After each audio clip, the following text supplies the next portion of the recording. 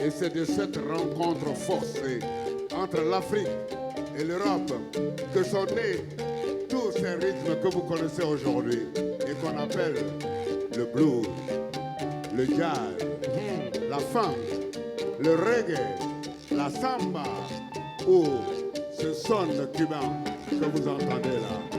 Baila mi guajira, bossa mi guajira. Et moi je suis Soro Solo, Vladimir mon petit frère, même père, même mère. Ne vous fiez pas à la couleur de la peau. Sur scène on vous l'a dit, nous sommes même père, même mère. Voilà. Il a déjà dit, on s'est rencontrés exactement en 2001 en Côte d'Ivoire. Et quand il a débarqué dans mon pays à Abidjan, au bout d'une heure de conversation, on est tombés amoureux l'un de l'autre. On est tous les deux hétéroclites, hein. Ne vous inquiétez pas. Voilà, mais notre amour, ça fait 15 ans que ça dure et ça a donné des tas de bébés qui s'appellent L'Afrique enchantée, une émission sur France Inter qu'on a animé 8 ans ensemble.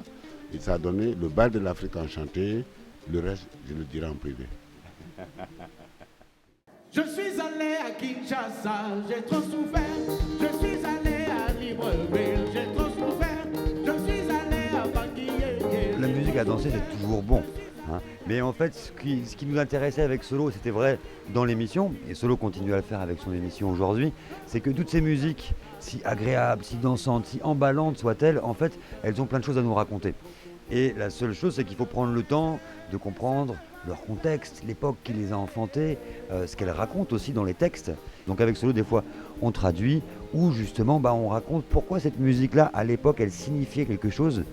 Et pour nous, justement, la musique, l'amusement et en même temps apprendre des choses, c'est pas du tout contradictoire. Au contraire, même, on apprend mieux quand on s'amuse. J'ai trop souffert, je suis allé à Bangui, j'ai trop souffert. Comprendre les paroles de ces musiques, ça aide aussi à des Français ou à des Européens en général de comprendre la relation entre l'Afrique et les puissances colonisatrices que sont la France, l'Angleterre, le Portugal, l'Espagne.